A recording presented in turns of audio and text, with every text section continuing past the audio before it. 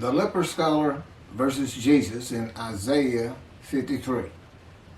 The speaker of verses 7 through 10 is Isaiah himself. Verse 7.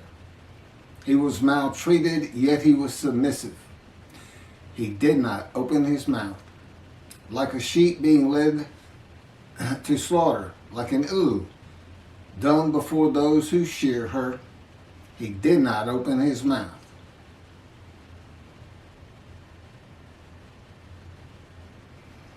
This isn't about sheep. This isn't about unblemished lambs. This is about not opening your mouth. That's just, I don't know, metaphor or symbolic of the sheep being led to slaughter. This verse can be identified in the book of Ezekiel. Again, the key to understanding Isaiah 53. God maltreats him, not man. Maltreatment is a part of being chastised and punished by the words and power of God to be made suitable for his purpose. With God, you are always submissive. It is necessary to break the will of a man that is going to be the servant of God, to temper and calm his soul and emotions. Ezekiel said he went in bitterness and the fury of his spirit in the hand of God. The chastisement, punishment, maltreatment, crushing, and bruising in God's fire of refinement is to remove this bitterness and furious nature of Ezekiel. It is to make a man meek and humble. Moses was called the most humble man on earth at the end of his life. God had him for 40 years. Ezekiel was sent to his house, and God bound him with the cords of his power so that he could not go out among the people. To the people, Ezekiel was silent as a lamb. He was cut off from society, cut off from the land of the living. Not unlike myself. God told me, go to your room. It's where I've lived for just about 13 years now. Well, it has been 13 years. And cut me off from everything. Had me stop practicing law. Had me terminate my law licenses. At my age, and I had been in Hawaii for 2 years before the colon cancer hit me back in 2001. And didn't have a whole lot of friends to stay away from to begin with. And not going to work at my age, those are usually where you have your friends and people you do things with. So that was gone. And my children are all married and they're all living their lives. They really don't know what's going on with me because I hadn't said much. I did right in the beginning, but just big question marks on top of their heads, so to speak. And never really said much about God talking to me. After the initial year, I guess it was, a couple of times. As I said, my daughter's in Galveston, Texas. My son is in New Mexico. And my oldest daughter is in San Antonio. That's the best of my recollection right now. We don't talk very much. They know I'm not happy or don't believe in that. I guess that's what it is, Jesus. And they're here in America. They consider themselves Christians.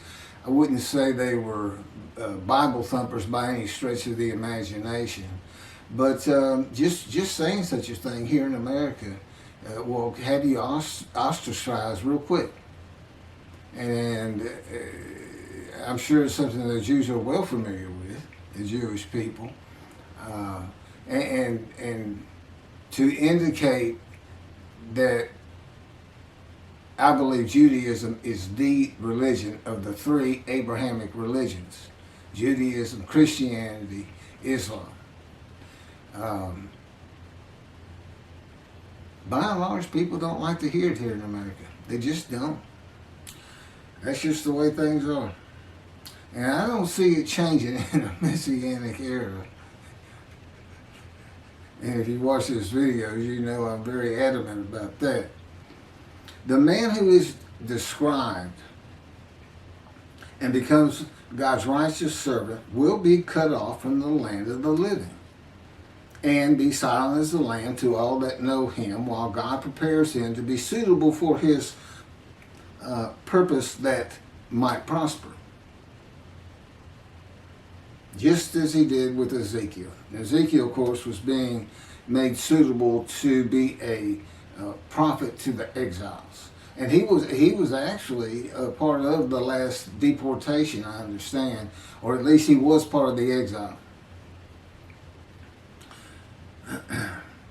Now, Jesus talked until his last breath.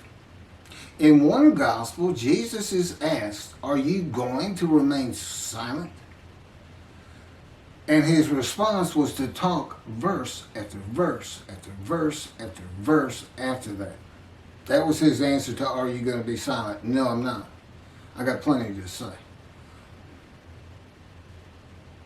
And he was never confined to a house, to a room. He was always free to move.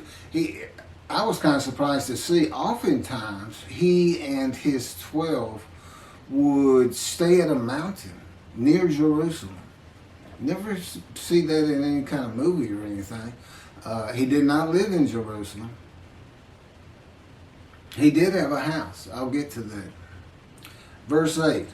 By oppressive judgment he was taken away. Who could describe his abode? For he was cut off from the land of the living through the sin of my people, who deserved the punishment. That would be the people of Isaiah, the Jewish people. Now this is another way of looking at an offering for guilt.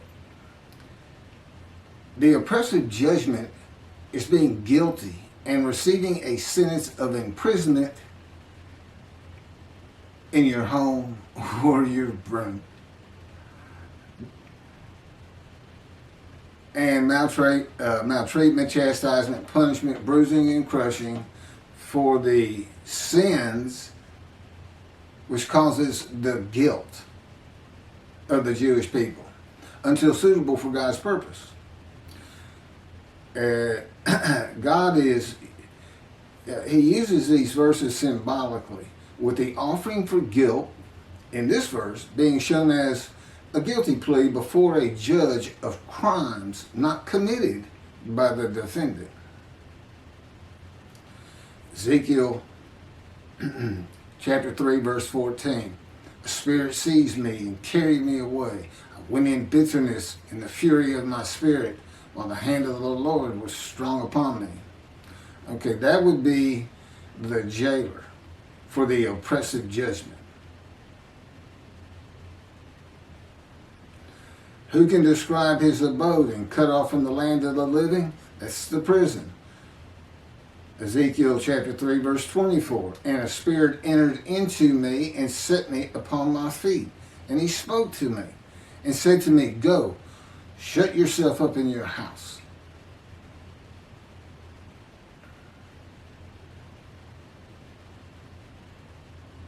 This is one of those situations. God is in his spirit. The Spirit enters into Ezekiel, and in another verse he says, "And I could hear God's words." The question becomes, who is it that says, "He spoke to me"? Well, it's a capital H, so that's God. Spirit entered into me and set me upon my feet, and God spoke to me and said to me, "Go, shut yourself up in your house." The chains that you would have in prison and put on by the jailer, I suppose. As for you, O mortal, cords have been placed upon you, and you have been bound with them, and you shall not go out among them. That's the people. And that's Ezekiel chapter 3, verse 25. The judgment against Jesus by Pilate was not guilty. I find nothing wrong with this man.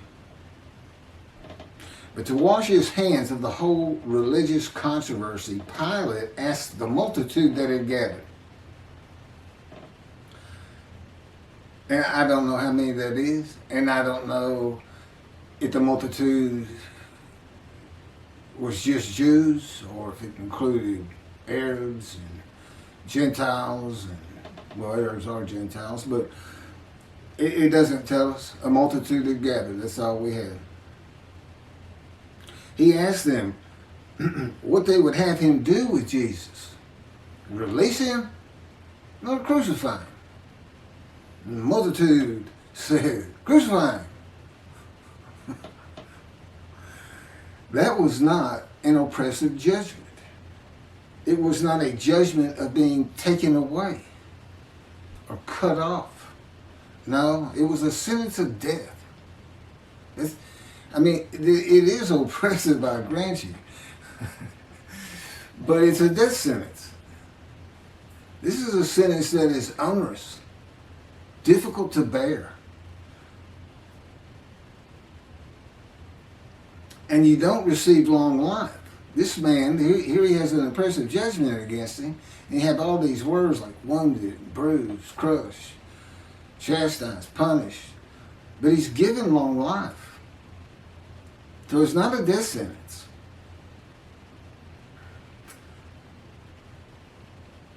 Who could describe his abode? Jesus has a house in the Gospels, but it is never described.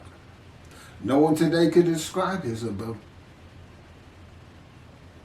And Isaiah chapter 11 says that his abode shall be honored, the Messiah, who is described in Isaiah 53.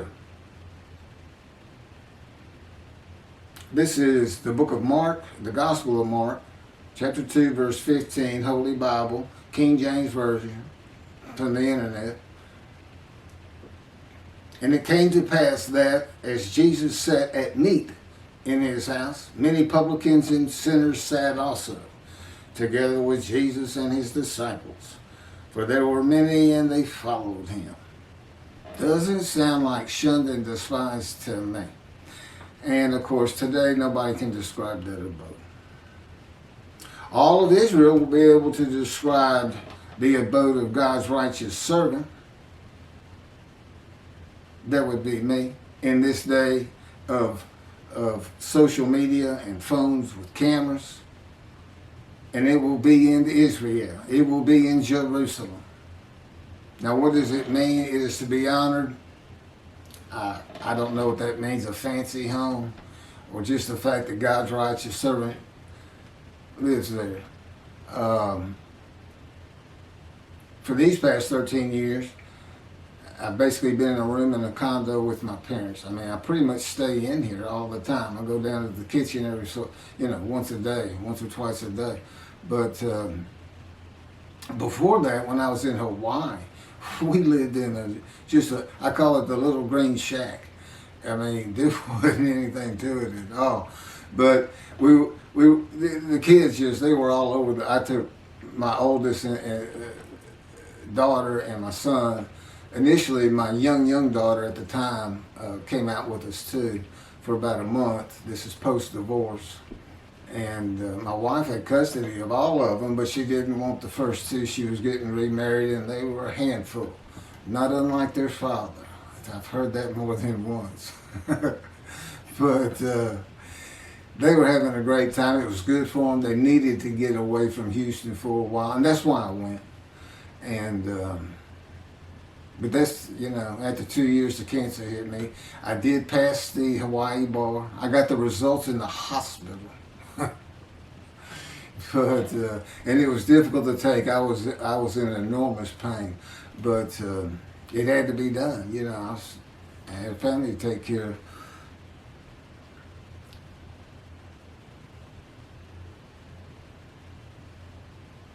Through the sin of my people who deserve the punishment. Well, Ezekiel suffers the punishment. God tells him, of the houses of Israel and Judah, which is for sins, for 430 days.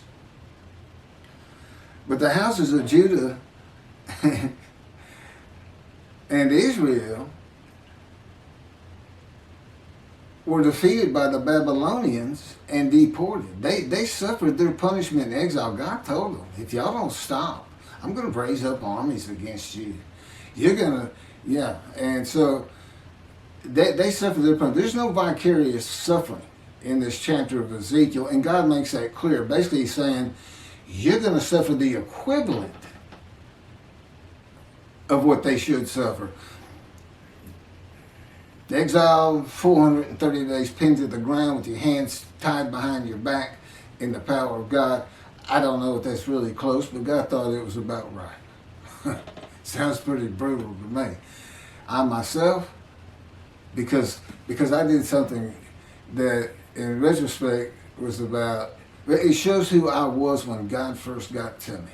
As he would say, when people ask you why it took 13 years to get you where I wanted you, or 13 plus years, tell them that story. He won't let me tell many, but he'll let me tell you this one. He's always saying to me, Keith, I am God. Particularly early on. And sometimes a lot sterner than that. Well, anyway, he had driven me to almost madness. That's how I say it. And anger. And then I hear, Keith, I am God. And I responded, God, I am Keith. I never did that again. He slammed me to the ground in his power with such force, it just about knocked me unconscious. Kept me there pinned for 5 days. Now, he did take me on visions. As a matter of fact, had been going through the Holocaust, many visions of the Holocaust. And the thing about my visions, a great many of them, I'm literally in the vision. I'm part of it. And it's amazing what he can do in a vision with your emotions, your feelings, and your thoughts.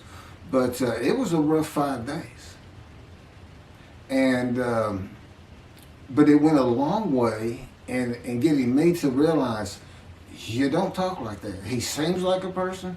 He seems like, your next door neighbor who's invisible that has come over and taken over your house. They're like gifts that show up at your door, and they come in and they tie you up in a chair in the back room. We're going to take over now. We got everything. Don't worry about a thing. Everything's going to be great. or the unwanted relatives that show up and you can't get rid of them, and they're driving you crazy sometimes. But that's just the brutality of going through the fire of refinement. But at the end,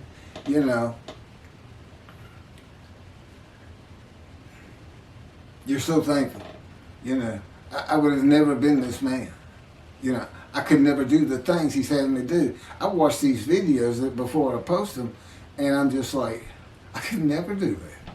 I was pretty glib, but not like he has me be. And laughing and smiling, it's just like a different creature sitting there, and it's me. And it's almost dumbfounded. And I'll tell him, man, you were something else when you're operating the unit. Sometimes I call it. Anyway, again, he wants you to know these things about him. He's not just, everybody, I'm sure, especially those who seriously study the Torah and the time, you have your own perceptions of this entity, God. Not as a man, but as a person yourself. You can't help but start adding attributes to him of a man. And when he converses with you, it says, one man to another man. But it doesn't take long to realize this is an entity, a being that is nothing like man, other than he exists and he does have emotions. And he did create everything. And of course, he relates to me in a way that I can understand. Is that how he is of his own when it's just him and his companion, the spirit? Probably not. It's different. So anyway, no vicarious suffering. God says every man is responsible for his own sins. And he tells his people, do not sacrifice your children. Because there was a false god that I don't, the fire god, I can't remember the name right now, but people would fire these idols up and toss their babies in as a sacrifice, and the Jewish people were doing it, and he told them, don't sacrifice your children. And what does Christianity say? God sacrificed his child so we are forgiven of disobeying him. Again, when you make a human sacrifice, it's the man's. Camera just faded in and out. I may have to cut this short. As the Mayans did, they were looking for favor. They made the sacrifice so their gods would do something for them. What was God making the sacrifice of his child for the Gentiles to do for him? What was he trying to get them to do he couldn't get them to do? What's he looking for? So I don't, and they say the Hebrew Bible, the Bible he gave his children, is prophetic of this human sacrifice. And again, Jesus says, God no longer wants bulls and goats for sin. As I told you, he did away with the system through his prophets. Isaiah chapter 1, Amos, in the Psalms. He said, no more. No more. Don't offer them to me. Stop sinning or I'm going to punish you. And that's what he did. But he didn't ever leave them. He married them. He espoused them. And he tells them, there's one psalm he basically says, I don't care if every single one of you turn your back to me.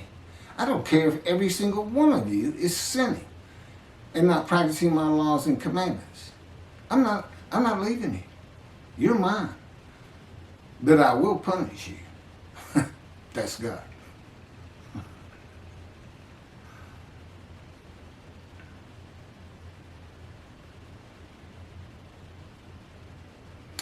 Verse 9, and his grave was set among the wicked, and with the rich in his death. Now, Jesus was a poor man. He didn't have anything, although he did have a house. I don't have a house. And or a car, or even a bicycle. God didn't have me get rid of my bicycle. I had walked for 13 years, like I'm in the Exodus. They camped out for almost 20 of those 40 years in front of a Don who never would let them pass through. That's it's as though that's just part of the story that God knew he was going to write, that he was coming from a Don. Because, see, he's with Moses. Moses wasn't allowed to go through. That means God didn't go through. Because Moses was a host of the Lord's host. Spirit had entered him. God was in the Spirit. So God and the Spirit are in Moses. Doing what they did with me. Controlling everything. You're still yourself. It's not like some possession where, if you watch Supernatural, for instance, these demons will possess somebody and they push that person to the back almost like they're not part of it anymore. That's not what this is. I'm a host, and they are guests, so to speak, and they're very kind of good guests. They take care of you. They make sure you feel like yourself. They do good things for you. Even though I had to go through this fire of refinement, which I'm told ends when I get to Neblat, Ben Gurion Airport in Jerusalem. I can't wait to get there. But and doing work like this, see, there's been long periods where I just, when writing was done, and it was just, it's just brutal when I don't have work to do for him. He said, I can always make you a little bit better. So, and again, you can read about some of this a little bit more graphic in the life of the righteous servant of God in Isaiah 53, which is my life. God had me type. He dictated it. He's my ghostwriter, which is, really, that's something else. I mean, it's just a life of getting hurt banged up and suffering. I mean, that's what it's focused on, you know. So there's some interesting things in there. A lot of information, but really to get outside of Isaiah 53 and see other matters of the Bible that aren't ever discussed, or whether the knowledge is weak, like it is with Isaiah 53 today in this teaching of Israel being the righteous servant. There's a lot of other material, and there's a lot more on Jesus and his story and the Essenes and this and that. Probably about 7 chapters, and the rest of it is all Judaism, the Jewish people.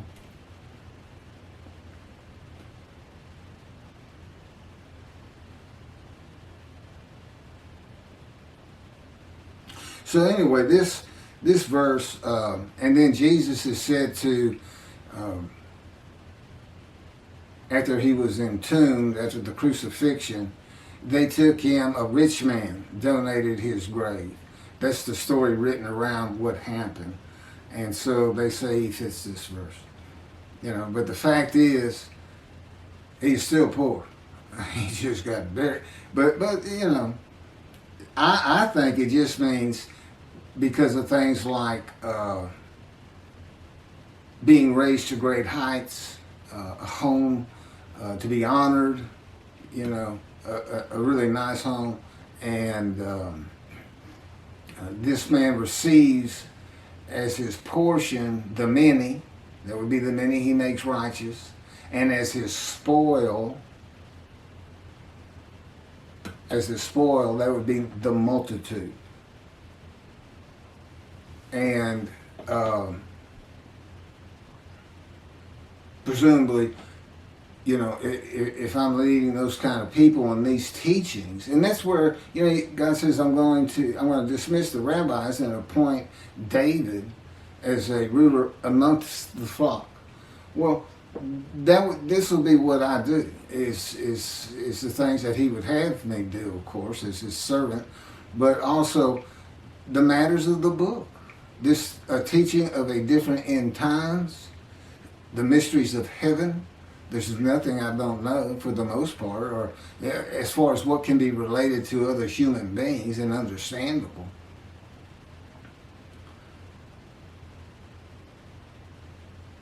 So, and we know he's a man of suffering and had to rise to great heights.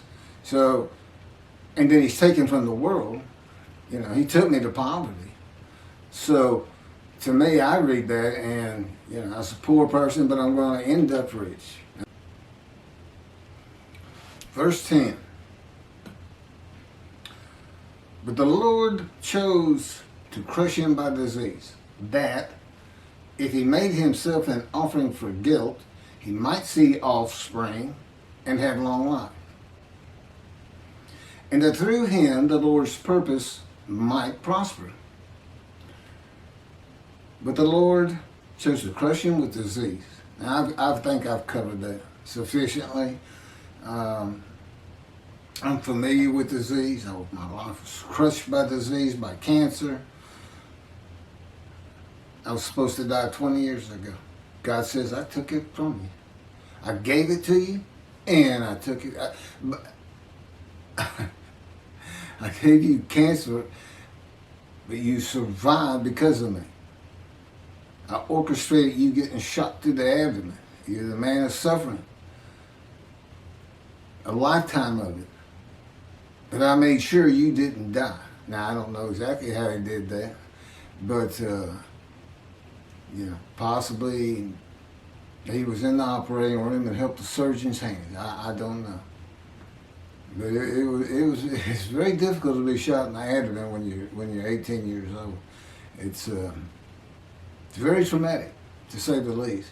There's little question. I had nightmares just about all my life from seeing things that you just shouldn't see in a household where there's been a number of suicides in the family, and as a young child, and then the trauma of being shot. And that's what I believe was always causing this headache I had. It was from biting down, it was inability to sleep good, nightmares, which is a byproduct of post-traumatic shock disorder. And that's what I thought my problem was. And I was destroying my jaw joint by all the biting down. And as I also just mentioned in the last video, God controls my dreams. So that stopped. But he also was causing that pain. He was causing me to do that because, again, I'm the man of suffering. He came to me in the womb to make sure I fit these verses. And that's the only proof I can offer you that I actually offered myself for guilt to him. Guilt that was just a test, which I'm about to get to one more time. I'll run through it because that's novel, that's new, but it all fits. That's the thing about all these teachings in Isaiah 53 in the day of the Lord and in my book. I mean, once he speaks to me, I mean, the first 6 or 7 chapters are just brief histories of accidents I went through and of my life, and just kind of a chronology. I went to school, how that happened, always getting in trouble, leaving home, the works. And, failing 9th grade, barely getting into college. I had to go into summer school. The only reason I even went to college is because I got shot. It changed, and God says, well, I knew how it was going to change you. And it did. I finally realized that, you can't just fool around in this life. I need to do something with myself. And because I wasn't going to get out of high school. I had just failed too many classes. Mostly because I just didn't like it. Well, I wanted to be elsewhere. So I was always skipping school and this and that. And like I said, getting in fights and getting suspended and thrown out. And I got thrown out of one school. Again, another alteration with the principal. I mentioned when in the 2nd grade I had an altercation. And then I had another one in high school and they told me to cut my hair. And I did. I always wore my hair in a ponytail. It was nice and neat. It was long blonde wavy hair. And I reported to the principal to show him. And he got up out of his desk, walked behind me, I'm sitting in a chair, and grabbed me by the back of the head and yanked my head back and said, "It's still over your collar." I think I did a backflip out of that chair. I'm not sure what happened, but I do know it took several people to pull me off of him. That's how volatile I was. I mean, I was just, God would say, "Tell him." I said, that's what I had to deal with. That's why it's taking so long. The fury of my spirit. So I tell him, well, David, what can I say? I got some DNA in me that is a little bit different from maybe others. I'm not sure. Again, so far removed. That's why I'm the twig. So far removed as a descendant of David. But anyway, so then the Lord chose to crush him by disease. Again, he wants that man blemished. He knows the Gentiles are going to come up with the unblemished Lamb of God. Use Leviticus. You sacrifice a lamb, your sins are forgiven. And so they use a human being. And he made sure you can't do that. Except they did it anyway. It's like, I don't understand it. How can you read crucifixion and the man lives? Makes me righteous by his knowledge. Now I know it says might. He might have long life, might see his children. But that's just part of the test of devotion. That's what it's about. And it's a test because there's nothing to offer yourself for. That's why the angel comes before them. The angel's here before he ever starts teaching me the scripture. And the Jews don't know it, but they're sin free. I had to announce it. My books announce it, by the way. It's another reason I'm probably having trouble getting it published.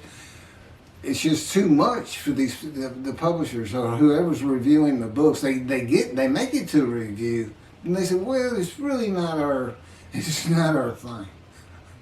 That's what it comes out to me. It is not our thing.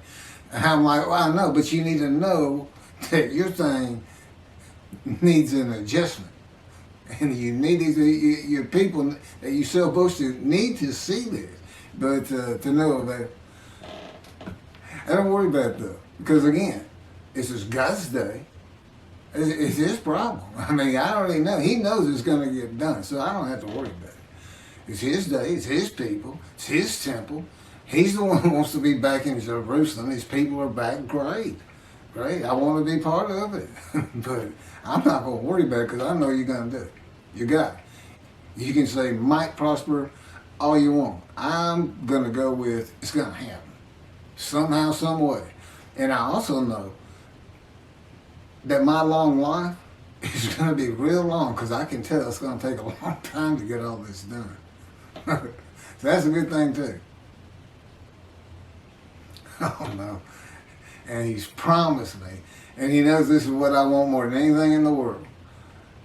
An Indian Scout 60 bobber blackened motorcycle. I had a Harley once, and it was my first motorcycle, and I just love riding it. I just love riding it. And he's dangling that in front of me, and of course I've been in poverty for 13 years now, and I don't think about the abode, having money to buy a soda or anything. It's just I can really get a motorcycle. You gonna let me ride a motorcycle as the Moshiach? Isn't that kind of I don't know. But anyway, I will have one in Jerusalem, and I'll get there somehow. So anyway, here's what an offering for guilt is. Tobias Singer, in his Midrash on 53, says that phrase, he offers himself for guilt, means literally guilt offering. Let's go to Leviticus. And he finds that the 6 million that God, he comes up with, God sacrificed the 6 million Jews murdered in the Holocaust. Now, none of it works. I'm not even going to try and get into it. He's a brilliant man. He's got knowledge from sea to sea. You know, he's like an encyclopedia on the Bible. But boy, the reasoning capabilities on that particular verse right here, verse 10, just left him, in my opinion. Because Israel as a man, they had to gather as one. See, it all started with the first covenant. All the Israelites gathered, and to a man, as the man Israel, they agreed to the covenant, saying, we will abide by all of your laws and commandments Moses gives us, which it turns out includes an oral tradition, if you will be our God, and we will be your people. When did they ever regather anywhere? Crushed with disease, or brought to grief with illness in the New Testament, and then have long life and make the many righteous. It just can't happen. It doesn't happen. And this verse is written because not only is the man blemished, because God knew what the Gentiles were going to do, he knew what Judaism was going to have. And a guilt offering in Leviticus is an unblemished ram. None of these people were unblemished, number one. Number two, who offered them? Did Hitler offer them? He didn't get long life and make the many righteous. Those people didn't get long life and make the many righteous. I don't know what he's thinking. I really don't. But I know he's a good man. And he practices Judaism to the T, I'm sure, as an Orthodox Jew. But, you know, really, and of course, as with all rabbis, he's dismissed. He's no longer in right standing with God, but he's got a long way to come back because he's going to have to straighten that out. He needs to get hold of these books, and I do want to relate to him. That's why I'm saying, well, that's why God's had me say to it, I want it. Doesn't matter to me either way. I just do what I'm told. I say what I'm told to say. I'm commanded to do it. You don't say no to God. And that's another thing about being crushed with cancer. God can come to you, like I said, he just sees Ezekiel. But you're not going to say no to him. If he says, I want you to be my righteous servant and dedicate your life to what I tell you to do. And that includes when you go to sleep and when you wake up. That includes what you eat. That includes when you eat. That includes when I have you exercise. I control everything. You no longer have self-will. You say yes. You go ahead, yeah. Okay. You know, it's an automatic. So that's what it was for. In verse 10 is to prevent anybody from saying, from the Jewish side, that this could be a man. It can't be a man. Especially cannot be an unblemished lamb, a perfect man. See, I am this man, and I am the polar opposite of Jesus Christ. You can't put us in the same sentence without having the sentence blow up. You can't do it. But I'm who fits it. Not a perfect, handsome, beautiful, charming, pleasing, intelligent, sinless. So he says. I don't know. False prophecy, I'm going to come back. He doesn't do it. Is that sin? Is that lying? Is it deceit? But this whole Zechariah thing, I'm gonna ride into Jerusalem on an ass, as all of the prophets say of me. I shall be mocked, spit on, scourged, killed, and rise on the third day. And yet the prophecy says the man will ride an ass into Jerusalem, and the next verse is, summed up, defeat Rome. In his time, today it would be throw the Palestinians out of Israel, get them out of there, make them go to Jordan. Tell them that's it. We're not having them. You're not going to keep launching bombs at us. You're not going to live inside our land. This is God's land. You can't come in here and possess it. You can't adversely possess it. To God, you're the trespassers. That's what he would call you. That's what he does call you. I don't want those trespassers in my land. I want my temple on the Temple Mount. He said, I don't care about their mosque. I ain't care about our synagogues as though I got to have an excuse, and I don't. I get the feeling. If we weren't in the modern era with satellites and television and social media, that he'd just say, drive them into the sea. And their families, just like the promised land with the Israelites. Drive them into the sea. Get them off. Take their women and children. Take their stuff. And take their animals, drive them into the sea. Just be done with them. See, he's not a human being. He is a being that has a whole different agenda and idea about everything. And of course, I live learning his perspective on things. And I get it. It takes a while, but you do get it. He just has a different way of thinking. So, but of course, I love it. It's great. So anyway, let me get back to where I was and finish up. The speaker of verses 11 and 12 is God, and I'll pick that up on another video and end my, basically my video midrash on Isaiah 53.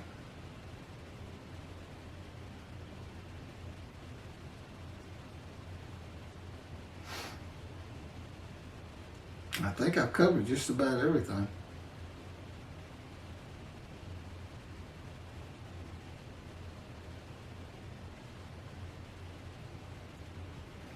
So anyway, here's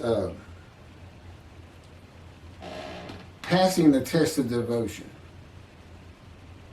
Is when I really started learning about a host and a man divine beings.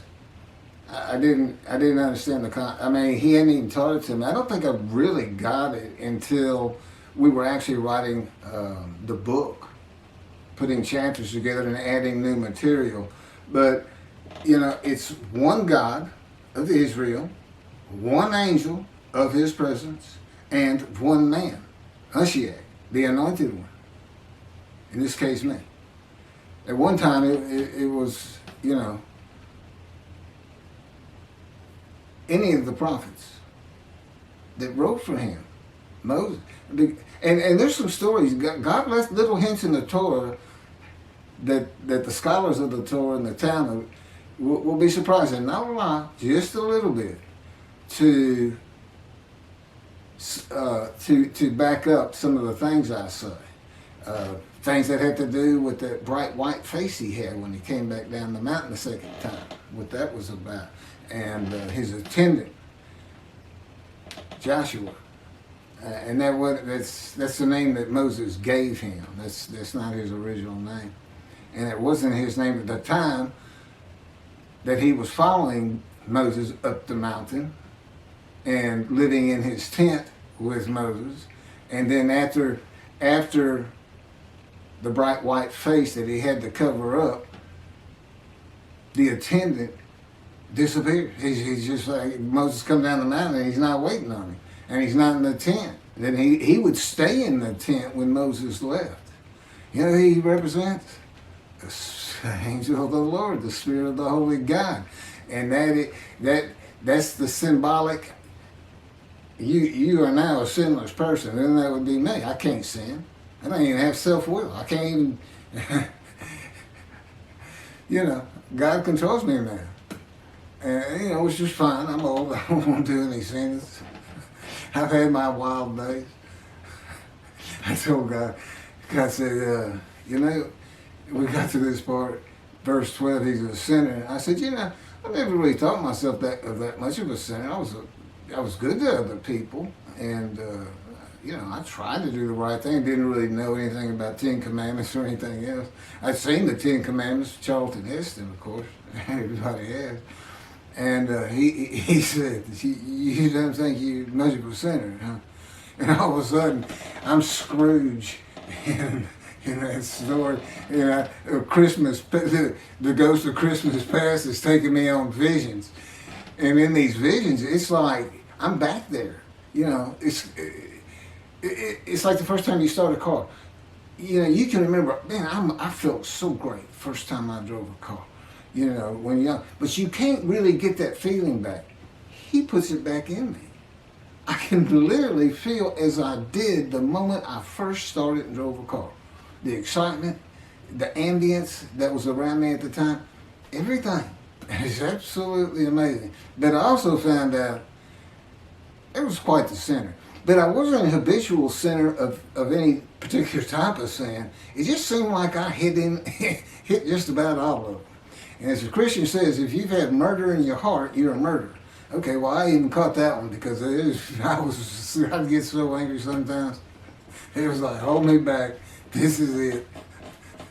Where's my guns? No, I never killed anybody. I don't even hunt. I've never hunted. I can't even kill animals. I don't even like stepping on a bug. And I never have. It's always been me. But again, he's been with me. There's little things about my personality that made me a better person without me knowing it, but without any particular extreme. I don't know who I'd have been if he hadn't come to me in my first year. I don't know. It's something that we've been working on more lately than any other time in the last 13 years. And I tell you, it doesn't really matter to me. To me, I'm just me. My disfigurement, that's just me. It doesn't bother me. It doesn't bother me that you say you did it. And I believe him. I said, you did. I loved running, and it really hindered me in track because you need 2 strong arms for a quick start to drive out of the blocks and everything. And but one thing that never happened, which is surprising, because he said part of the reason I did it is so that people would pick on you and bully you and this and that, because that's what happens to young Jewish people. I wanted you to feel, as best I could, the suffering of the Jewish people in every way imaginable, including the wounding, the crushing, the bruising, the maltreatment. And but the fact is, nobody ever made fun of me about this arm.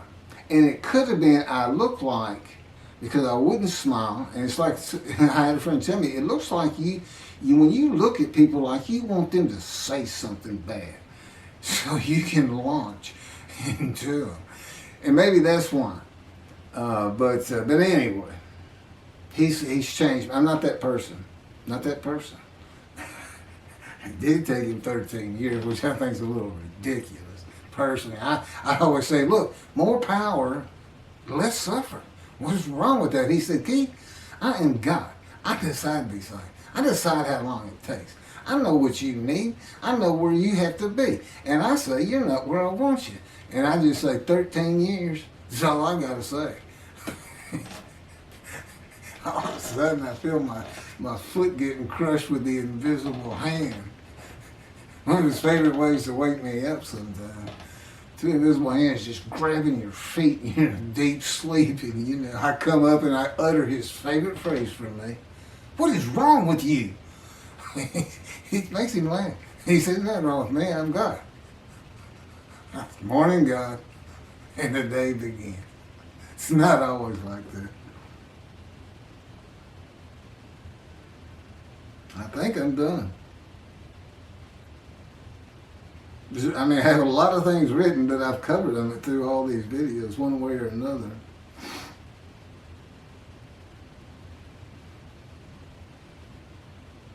Okay, this is the last of the verses by Isaiah. The third and last speaker is the Lord in verses 11 and 12, and I'll pick those up in the last video on this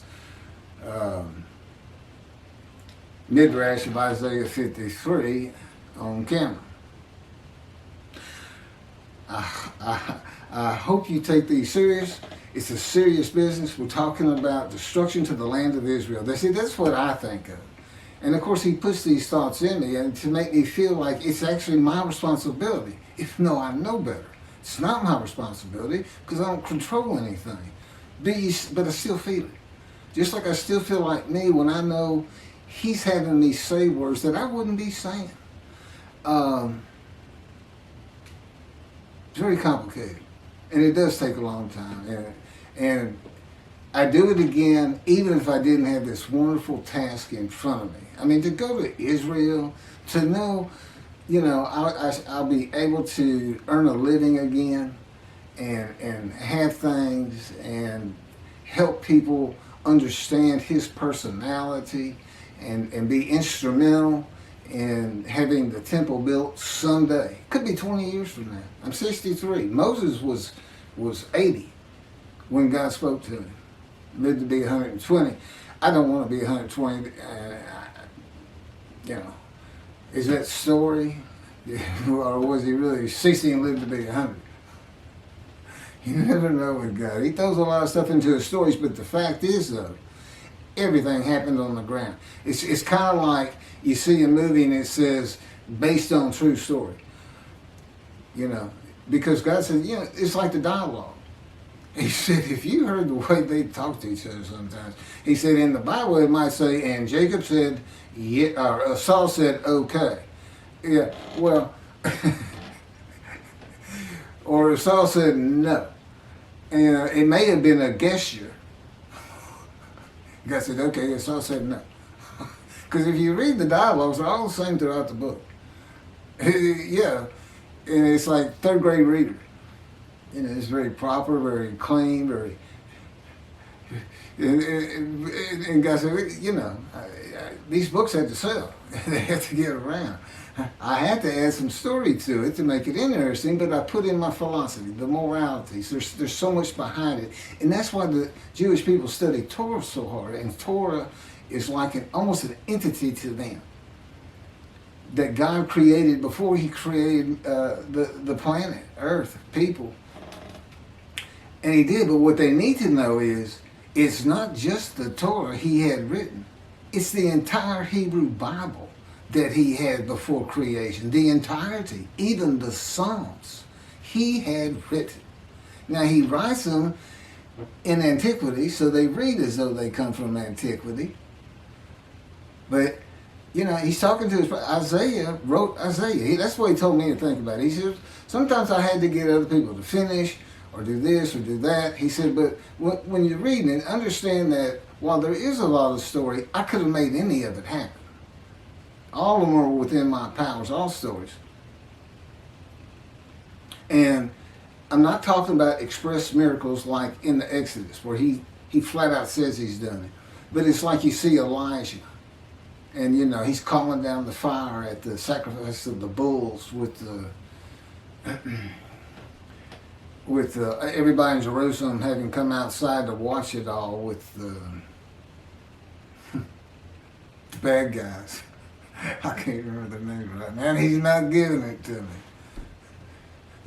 He, you know, you think if God's control you, you'd be a perfect person. You'd be like a Jesus. No, I'm still Keith. I'm still me. Now, I can't sin, but I can still, you know, I can argue and get angry and nothing like you would think of Jesus, so to speak. And he's not part of this, you know. There's nothing written about him in his time. And everything was a story back then. It's a great story. And like I said, there's all kinds of variations to it. And the fact is, I don't believe he ever existed. And I have it on good authority, he didn't. I'm the Moshiach, and I bring God's wrath. And I bring his reckoning. We'll finish up with what God has to say on 11 and 12, another video. I can't believe he just had me say that. That's from God himself. The Lord said, and what I just said, yeah, that's how it works. You just do it. Thank you, y'all. Everybody have a good day.